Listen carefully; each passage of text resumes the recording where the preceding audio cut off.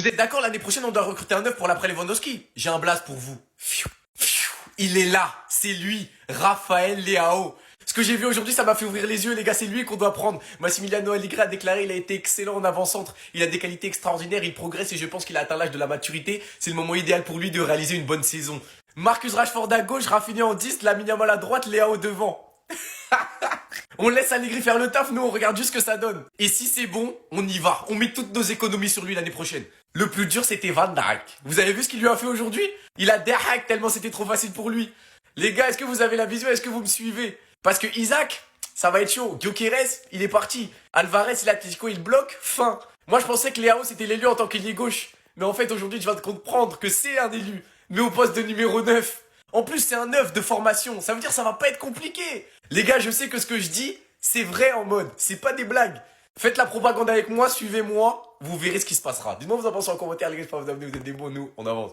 Laporta explique que Deco et Flick devront choisir qui partira, mais il y aura peut-être une vente douloureuse, même si c'est ce qu'ils veulent éviter. Attendez, bougez pas, je vous explique. Laporta, nous voulons éviter des départs douloureux, je ne vais pas citer de nom, car tous les joueurs nous conviennent, mais il faudra quand même ajuster à certains postes, où l'on a trop de joueurs. Ce sera au coach et à Deco de trancher. On peut très bien penser à Casado, car il y a De Jong et Pedri les titulaires, Olmo le 10, et au banc on a donc Fermin, Gavi, Bernal, Eric Garcia qui peut jouer au milieu, du coup Casado. Et ce qu'il faut retenir, c'est que Flick était contre le départ de Fermin. Donc Fermin, De Jong, Pedri, Gavi sont intouchables.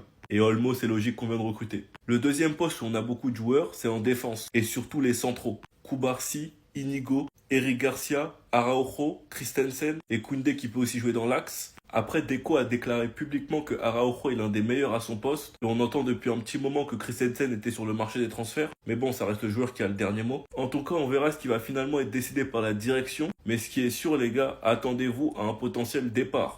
Enfin bref, sinon vous les gars, vous en pensez quoi? Ramenez-vous sur Snap, on s'ennuie. Là, les gars, j'ai l'impression qu'il va y avoir des départs au Barça.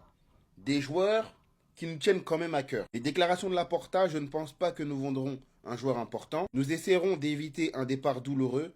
Je ne vais pas citer de joueurs précis car ils sont tous au Barça et nous en sommes tous ravis. Car il y a trop de joueurs à certains postes. Mais à votre avis, à quel poste il y a énormément de joueurs? Au milieu de terrain. Au milieu de terrain. Et là, je commence à m'inquiéter pour mon Casado, pour Bernal. Ils ont déjà fait partir Pablo Torre. Donc, ok. Au milieu de terrain, t'as Firmin, Gavi, Olmo, Pedri, De Jong aussi.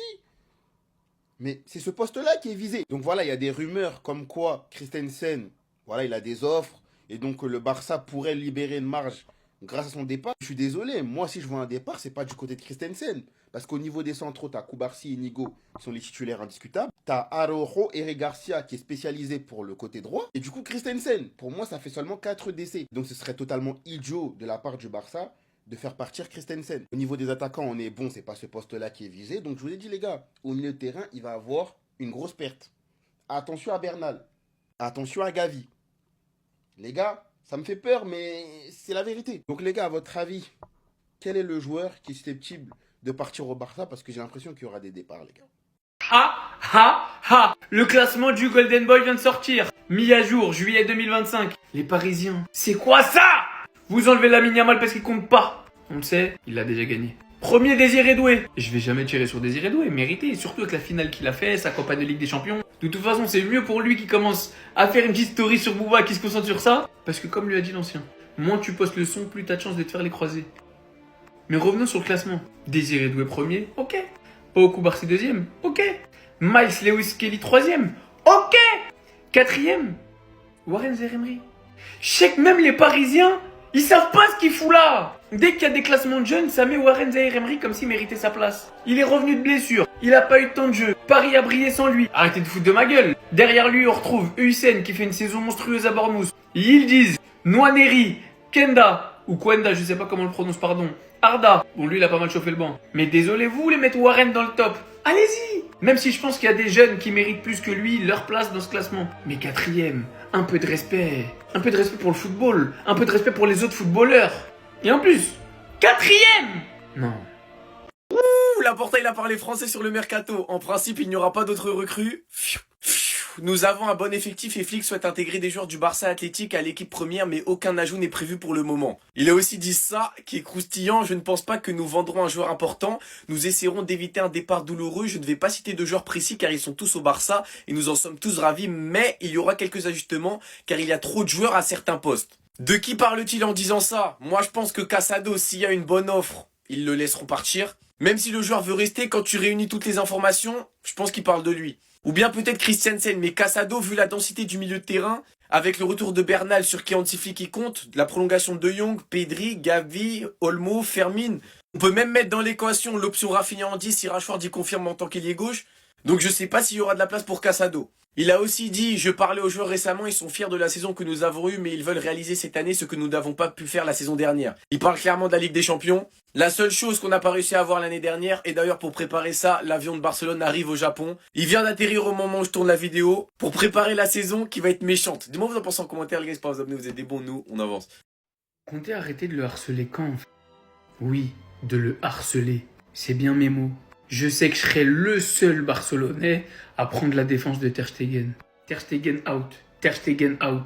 Pour les plus sympas. C'est ce que je vois partout depuis 2 jours. Ah non. Bah non.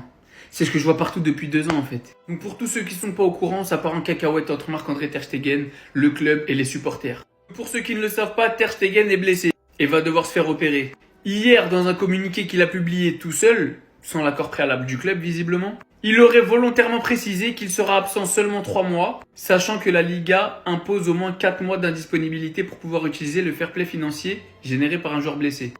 Je trouve ça très bas de sa part, parce que je vais le défendre mais ça veut pas dire qu'il a aucun tort. Déjà de publier un communiqué sans l'accord du club, c'est nul. Deuxièmement, si réellement il a précisé l'absence, le temps d'absence, pour faire en sorte qu'on ne puisse pas enregistrer grâce à son absence, c'est encore plus nul. Mais il faut voir une certaine réalité en face. C'est pas normal qu'un club compte sur l'absence d'un gardien pour cause de blessure pour pouvoir enregistrer des signatures. Le club a donc publié son communiqué pour déclarer que Marc-André Ter Stegen serait absent pour les prochaines semaines à venir à cause de problèmes en bas du dos. Pour l'instant, on ne connaît pas encore la durée d'indisponibilité. Aujourd'hui est sorti dans la presse que le staff technique de Flick et la direction du club veulent tous retirer le brassard de capitaine à Ter Stegen. Et ça, c'est quelque chose que je peux totalement comprendre. C'est une décision commune du club en raison du comportement du joueur depuis son retour en fin de saison dernière. Et d'après Josep Soldado, Laporta a définitivement écarté Ter Stegen et il ne jouera plus jamais pour le Barça. Maintenant, est-ce qu'on peut prendre du recul s'il vous plaît, 2 petites secondes? Que vous le vouliez ou non, c'est une légende du club. C'est l'un des derniers joueurs à avoir remporté une Ligue des Champions avec le FC Barcelone, encore en activité au FC Barcelone. Je sais qu'il y en a beaucoup qui ont déjà oublié tout ce qu'il a pu apporter au club, à cause de ces saisons où il était nul.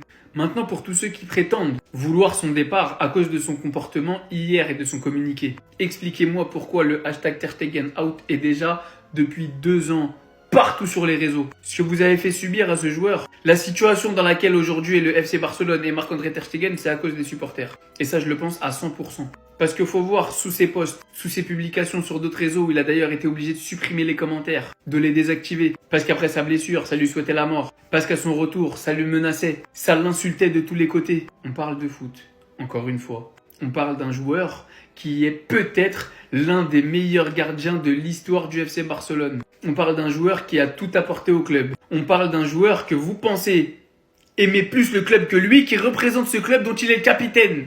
Qui doivent partir, j'ai pas de problème avec ça. Le Barça a signé Johan Garcia, très bien. Maintenant, permettez-moi de douter des manières dont le FC Barcelone a traité le cas Marc-André Ter Stegen.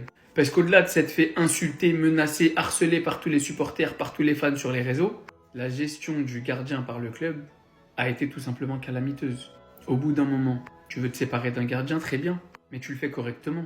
Surtout quand tu sais que ce gardien, c'est quand même un monument de ton club. C'est l'un de tes plus anciens cadres. Tu signes pas un gardien dans son dos pour derrière le menacer de devenir 3e gardien. Bah quand tu veux jouer le bras de fer, faut aller jusqu'au bout. Et personnellement, même si je trouve ça pitoyable de sa part, on ne fera pas croire que Ter Stegen est en train de faire des petits coups médiatiques, à déclarer son temps d'invalidité et d'absence sur les réseaux, et que le club, en privé, ne lui aurait rien fait. Donc s'il vous plaît, mettez-vous juste 2 petites secondes à sa place. Toute votre vie, vous avez joué au FC Barcelone. Bon, quasiment. Et parce que vous subissez une mauvaise passe, une mauvaise période où vous êtes moins bon, les supporters vous tombent dessus. Derrière, le club signe un gardien sans votre accord. Ne vous accepte même pas en tant que deuxième gardien. Veut vous virer à tout prix comme un malpropre, parce qu'il n'y a pas d'autre terme. Faites-moi croire qu'à la place du gardien, à la place de Marc-André Ter Stegen, vous auriez dit « Bon, ok, je vais partir sans faire de vagues. Je vais me laisser faire comme une bip. » C'est faux, vous le savez tous. Donc à un moment, il y a des torts des deux côtés. Arrêtez de faire croire que le club est tout blanc.